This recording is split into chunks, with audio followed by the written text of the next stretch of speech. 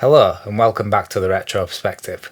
Last year I made a video on the huge potential of the modding scene and how it remains largely untapped and underappreciated by game developers large and small. And today I'd like to draw attention to a huge new mod that only came out last month in its full release, that potentially is going to be bringing people back for yet another playthrough of their favourite Bethesda games. But not only that, this could have huge implications for any games that allow modding going forward. Let's check it out.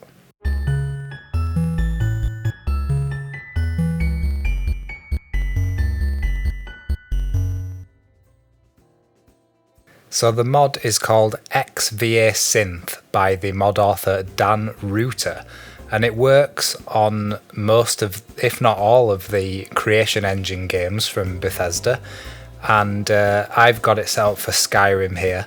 And what the mod author has done is basically crawled all of the voice lines from a lot of the voice actors in Bethesda games and extracted syllables from them. So what the synth does is you can type something and you can generate audio clips of the voice actors from those games as if they said those lines.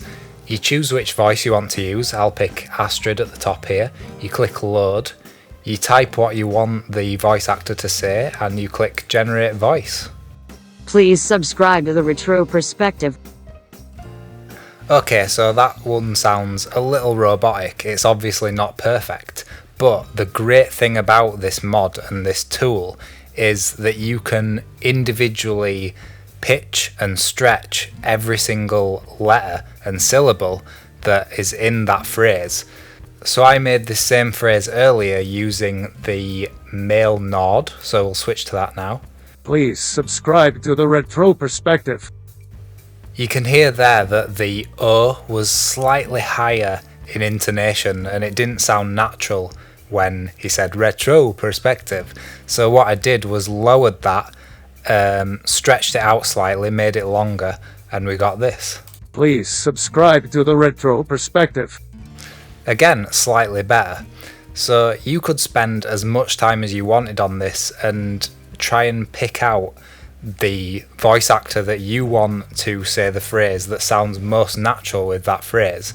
And through that, if you're a mod author that creates quests in any of the Creation Engine games, the potential for this is amazing, because you could have fully voiced quest lines. They're not going to sound perfect 100% of the time, but if that's what you want to do, then you can generate those voices for it. That's some good skooma. And just think, not only is this tool probably going to get better as time goes on, the main focus of the mod author right now is to include the entire library of everyone who's done voice acting in Bethesda games, and from there they plan to expand that to maybe other games. So this is not only great for modding in Bethesda games, but any other games that allow you to create quests within them. It's going to be an amazing tool to create voice acting for quests. Also, think about not only new quest lines that modders want to create, but mods that fix current shit quest lines, like the Parthenax Dilemma mod, which is something that is essential for me.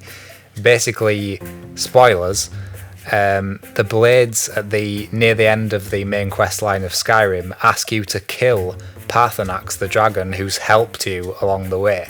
And you don't have an option to say no to that. It just gets dumped on your quest log, and if you choose not to do it, it just stays there forever.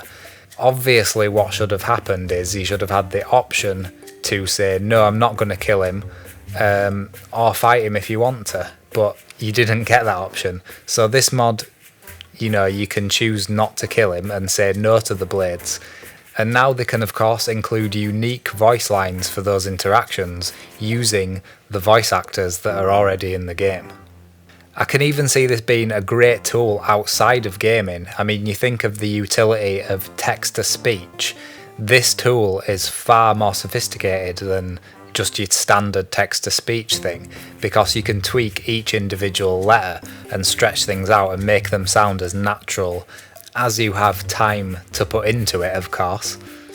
So do check out the mod page and also the author's Patreon page, and there's tons of information on there. If you want to download the mod, it's really easy to use. The installation instructions are of course on the mod page, and yeah, just really easy to get into and use and export files. And if you're a modder, just get making those awesome quests and put in those voice lines. So I'll say it once again, the same thing I said last year. The modding scene is here to stay, and it's still pumping out absolute bangers and game changers, even for Skyrim from 2011. But let's check on over maybe to see if there's any new mods for the Outer Worlds, because I remember back when we made that last video, there was barely any mods for the Outer Worlds, and I was looking forward to seeing what was going to come out. So let's check that out. My god, the Outer Worlds was disappointing. Anyway, let's see what we've got here. We can change Ada's picture to a picture of an anime waifu. And we've got a reshade, a couple of retextures. And nope, that's it. We can just change Ada to an anime waifu. That's all the mods we have for us, Outer Worlds. Complete failure.